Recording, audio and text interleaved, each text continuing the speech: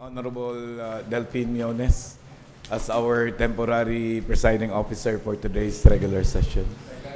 Thank you so much, Councilor Capiña. There is a motion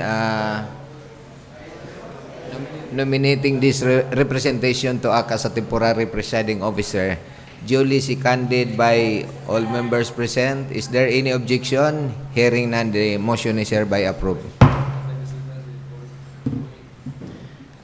Before we proceed, the chair would like to recognize the presence of board member Pupong Oy, who is also a member of the former, I think, four, five, six city council. Thank you so much, board member Pupong Oy. Mr. Secretary, what is the first item? Reading and consideration of previous minutes of the regular sessions dated April 15, 22, and 29, 2025 respectively, Mr. Chair. Yes, Councilor Valera, since you are always present. What is the pleasure of Councilor Valera with regards to the adoption of the previous minutes? Thank you, Mr. Chair. If there is no correction and discussion of the previous minutes, may I now move for the adoption of the previous minutes, Mr. Chair? I do so move. Thank you so much, Councilor Valera. There is a motion for the adoption of the previous minutes dated April 15, 2025, April 22, 2025, and April 29, 2025. Duly seconded by all members present. Is there any objection? Hearing none, the motion is hereby approved. Next item. For question are no guests invited. Privilege or other reports and observations. Is there any member wants to avail the privilege hour? Yes, Councilor Capiña. Mr. Chair, we have here urgent communication, numbered 133-2025, Mr. Chair, referred to the Committee on Education through Honorable Tara Marie Rabat Gaita. Since this is an urgent communication, Mr. Chair, may we ask somebody from the Committee on Education to do the honor of passing this request of the local chief executive, Mr. Chair. Is there any member of the Committee on Education who are here to sponsor the request of Councilor Capiña? Session suspended for a few minutes.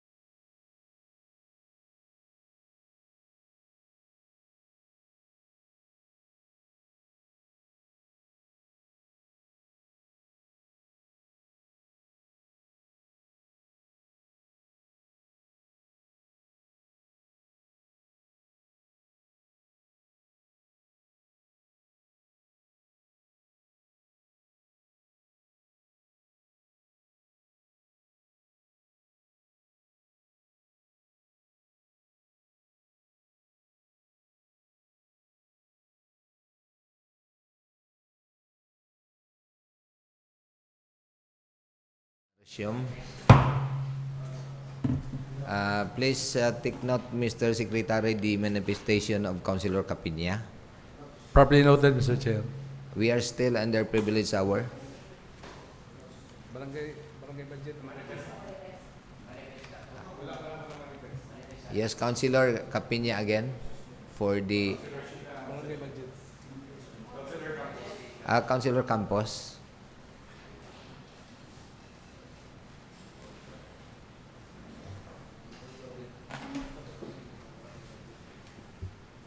Mr. Chair, requesting from this august body that communication 133 be tackled under unassigned business without the need to suspend the House rules, Mr. Chair.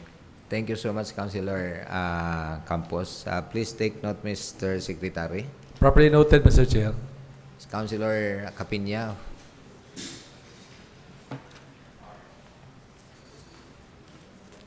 Thank you again, Mr. Chair.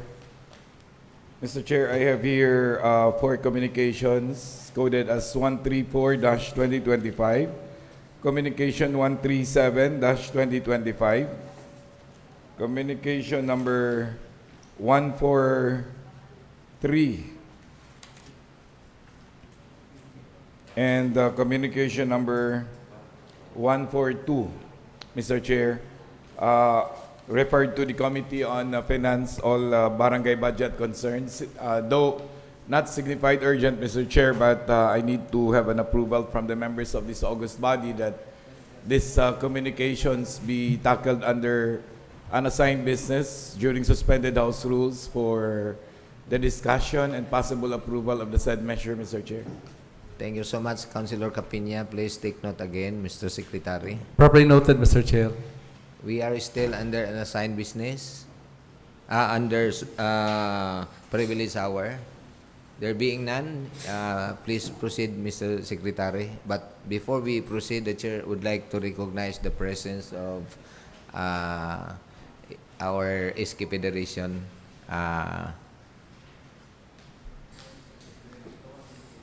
Tomas Sibiliano. Thank you so much. What is the next item? Reading and referral proposed measures or communications. For proposed ordinance for first reading, none. Proposed resolution, none. For record purposes, Mr. Chair, the Honorable Tara Marie Rabat Gaita is present in today's session. Yes, thank you. Communication and messages. Communication number 133, CS 2025, an urgent letter from our City Administrator, Mr. Alan Rada, addressed to the honorable members ng Kulipang Lungsod, requesting for a passage of resolution authorizing the City Mayor to sign for and behalf of the City Government of Mati, the Memorandum of Understanding between Davao Oriental State University and the City Government of Mati regarding the promotion of mental health among senior citizens. Referred to the Chairman of Committee on Education, the Honorable Tara Marie Rabat Gaita. Communication number 134, CS 2025. First endorsement from Mrs. Simaya Bagay Dimpa, City Budget Officer, addressed to the Honorable Sangguniang Lungsod members regarding pre-reviewed Sangguniang Kabataan Annual Budget for Calendar Year 2025 o Barangays Bacambol and Tagbinonga, all of the city to be operative. Referred to the Honorable Capina, Chairman Committee on Finance. This will be discussed under unassigned business suspended House rules. Communication number 135, CS 2025. This pertains to Executive Order number 28, CS of 2025, from Honorable Michelle Rabat, City Mayor, amending various executive orders with subject matter reconstituting the Local Zoning Board of Appeals of the City of Mati by updating its membership and secretariat for the information of the Honorable SP members. Communication number 136, CS 2025. This pertains to Executive Order number 29, CS of 2025, from Honorable Michelle Rabat, City Mayor, amending Executive Order number 68, CS of 2024, subject matter, creating the City Housing Regulatory and Land Utilization Committee, providing for its powers, functions, and other purposes by updating its membership and secretariat for the information of the Honorable SP members. Communication number 137, CS 2025. First endorsement from Mrs. Simaya Bagay Dimpas, City Budget Officer, addressed to the Honorable Sangguniang Panglungsod members regarding pre-reviewed Sangguniang Kabataan Annual Budget for Calendar Year 2025 o Barangay Danao, the City to be operative. Referred to the Honorable Capina, Chairman Committee on Finance, to be discussed under unassigned business suspended House rules. Communication number 138, CS 2025, letter from Mr. Gualberto Cagunan, City Tribal Chieftain, addressed to Attorney Heroncio Aguio, CESO 3, Regional Director, NCIP, to Mr. Julius L. Mabini, Provincial Director, NCIP, regarding pahayag pagsupak sa paglingkod ni Matikadong Felicito L. Masagnay, Isip Indigenous Peoples Mandatory Representative sa Sangguniang Panglungsod, City of Mati, Davao Oriental. Referred to the Vice Chairman, Committee on Cultural Communities, the Honorable Delphine Miones. Communication number 139, CS 2025, Executive Order number 30, CS of 2025, from Honorable Michelle Rabat, City Mayor, reconstituting the City Committee on Anti-Trafficking and Violence Against Women and Children for the information of the Honorable SP members. Communication number 140, CS 2025. This pertains to Executive Order number 31, CS of 2025, from Honorable Michelle Rabat, City Mayor, dated April 16, 2025, establishing the solo parent office, defining its functions and for other purposes, for the information of the Honorable SP members. Communication number 141, series 2025, Executive Order number 32, series of 2025, from Honorable Michelle Irabat, City Mayor, dated April 16, 2025, transferring the supervision of the Office of Senior Citizens Affairs from Office of the City Mayor to the City Social Welfare and Development Office, for the information of the Honorable SP members. Communication number 142, series 2025, first endorsement from Mrs. Imaya Bagay-Dimbas, City Budget Officer, dated April 28, 2025, addressed to the Honorable Members ng Sangguniang Panglungsod, regarding pre-reviewed annual budget for calendar year 2025 of Barangay Busudi City to be operative. Referred to the Honorable Capiña, Chairman Committee on Finance, to be discussed under unassigned business suspended House rules. Communication number 143, series 2025, first endorsement from Mrs. Imaya Bagay-Dimbas, City Budget Officer, dated May 5, 2025, addressed to the Honorable Members ng Sangguniang Panglungsod, regarding pre-reviewed annual budget for calendar year 2025 of Barangay Don Salvador Lopez, the city to be operative. Referred to the Honorable Capiña, Chairman Committee on Finance, to be discussed under unassigned business suspended House rules. Communication number 144, series 2025, from Honorable Lorenzo Leon G. Rabat, Acting City Mayor, dated May 5, 2025, addressed to the Honorable Members ng Sangguniang Panglungsod, requesting for a passage of a resolution approving the application for preliminary subdivision development plan for the Ciudad de Camana Residential Project located at Purok Maribohok, Barangay Dahican, the city. Referred to Chairman Committee on Housing and Land Utilization, the Honorable Jerome De Hirang. That's all for communications, Mr. Chair. For committee report, we have one committee report number 16, Committee on Education by the Honorable Tara Marie Rabat Gaita. The Honorable Tara Marie Gaita is now recognized. Thank you, Mr. Chair. In behalf of the Committee on Education, I would like to render Committee Report number 16, series of 2025. Subject matter of the said committee report is the proposed city ordinance number 637, also known as the City Government of Mati Technical Vocational Training Center Ordinance of 2025. It's an ordinance establishing the City Local Government Unit of Mati Training and Assessment Center and providing funds therefore and for other purpose. The committee to which this subject matter was referred to conducted a committee hearing last April 25, 2025 at 1 p.m. at the Sangguniang Panglungsod ng Mati Session Hall. And after thorough discussion and deliberation, the committee unanimously recommends for the inclusion of all the changes in the provision of the proposed city ordinance number 637. And I would like to move for the adoption of the committee report number 16, series of 2025, Mr. Chair. Thank you so much, Councilor Gaita. There is a motion for the adoption of the committee report number 16 as manifested by Councilor Gaita, duly seconded by all members present. Is there any objection? Hearing none, the motion is hereby approved. Thank you, Mr. Chair. Thank you, Councilor Gaita. For calendar business, no unfinished business. Business for the day for second reading, no proposed resolution.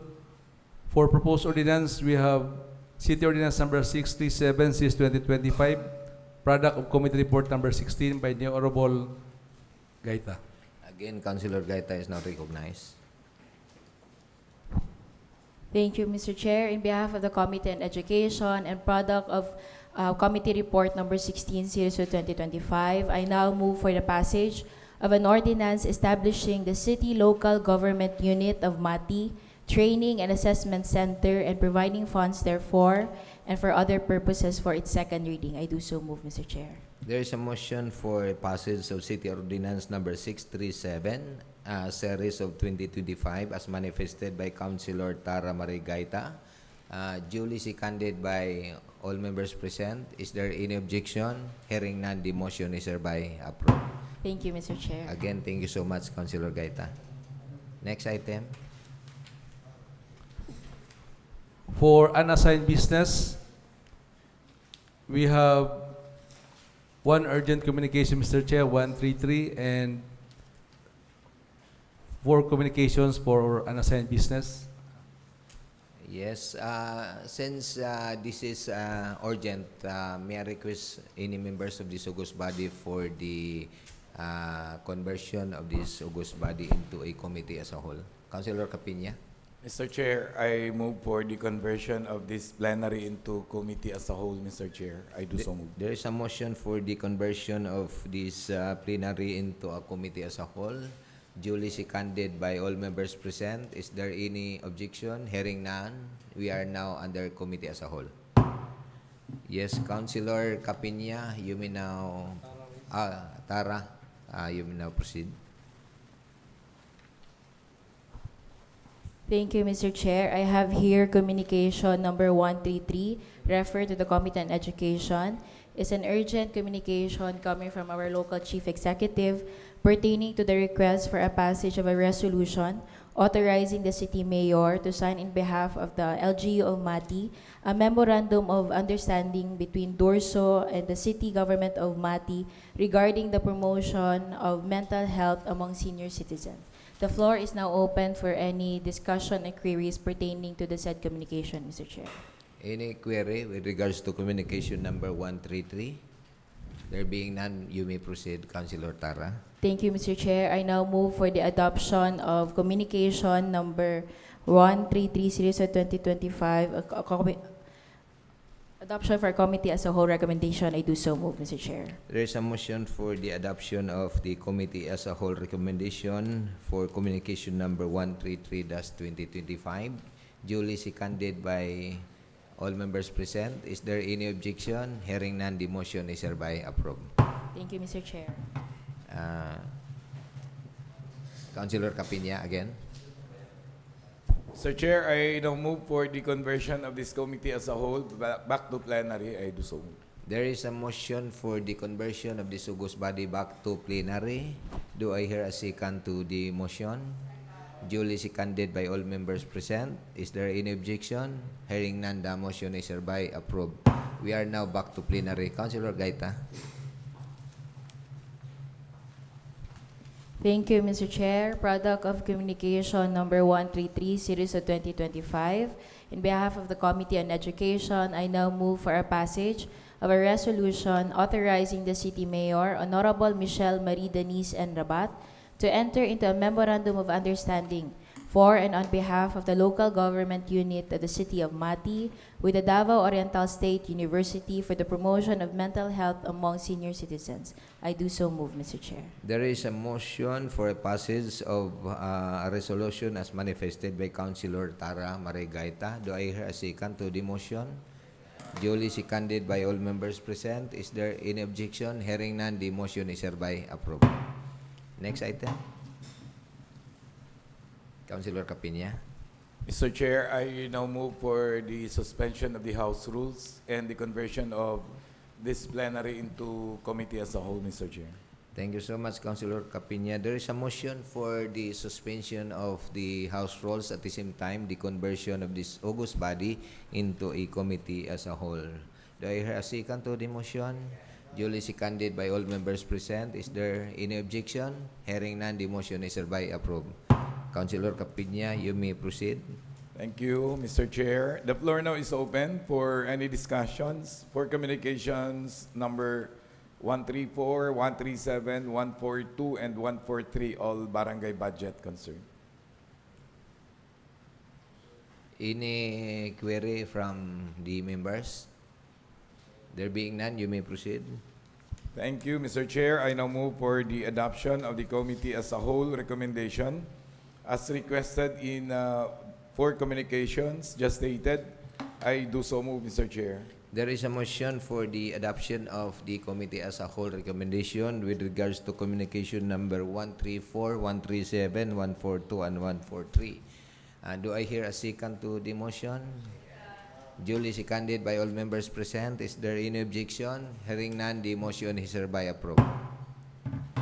Mr. Chair, I now move for the conversion of this committee as a whole back to plenary. There is a motion for the conversion of this plenary this committee As as a a whole, whole into a plenary, duly seconded by all members present. Is there any objection? Hearing none, we are now back to plenary. Councilor Capiña. Thank you, Mr. Chair. With your permission, shall I have this lump sum passage of 5 resolutions, Mr. Chair? You may proceed. Thank you. I now move for a resolution declaring the annual budget for calendar year 2025 of the Sangguniang Kabataan of Barangay Macambol, this city to be operative. I now move for a resolution declaring the annual budget for calendar year 2025 of the Sangguniang Kabataan of Barangay Tagbinunga, this city to be operative. I now move for a resolution declaring the annual budget for calendar year 2025 of the Sangguniang Kabataan of Barangay Danao, this city to be operative. I now move for a resolution declaring the annual budget for calendar year 2025 of Barangay Buso, this city to be operative.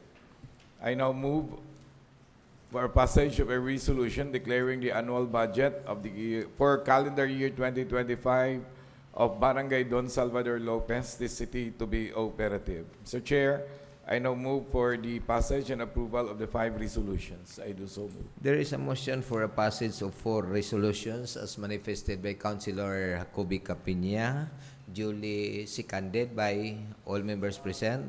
Is there any objection? Hearing none, the motion is hereby approved. Thank you so much, Councilor Capiña. Thank you, Mr. Chair. I now move for the lifting of the suspension of the House rules. I do so move, Mr. Chair. There is a motion for the lifting of the House rules. Do I hear a second to the motion? Duly seconded by all members present. Is there any objection? Hearing none, the motion is hereby approved. What is the next item, Mr. Secretary? No proposed resolution and ordinance for third reading. Announcement, other matters. I think the next session will be on May, supposed to be May 13. Since the election will be on May 12, we don't have any session on May 13, but instead on May 20, 2025. Just for the information of this August body. This will be used as canvassing. Because this hall will be used as a canvassing after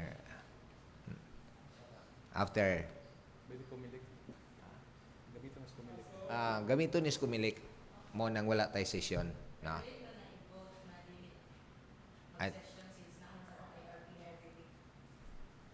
I don't know what is the pleasure of the members of this August body. Tungod kay wa man tay magamit kung supposed to be under the rules that after next day, no, ang atong session, pero since wa man tay magamitan, di ta ka call, no. That's why we have to suspend the session, but instead on May 20. Yes. Okay, I believe with the idea of Councilor Sheena. You may move for the suspension of the session. Mr. Chair, if it's okay with the August body, since it is declared under our internal rules of procedures in the Sanggunian that we will have a session at least once a week, but next week our session will fall on May 13. And this session hall will be used for canvassing for COMELEC. So I move na we will move our session to next week, which is May 20 instead of May 13, Mr. Chair. Thank you so much, Councilor Sina. There is a motion to move the session instead of May 13 to May 20. Duly seconded by all members present. Is there any objection? Hearing none, the session will be on May 20, 2025. Thank you so much, Councilor Sina. Next item. Adjournment followed by closing prayer by the Honorable Sander Paul Alcantara. May I Councilor Sander.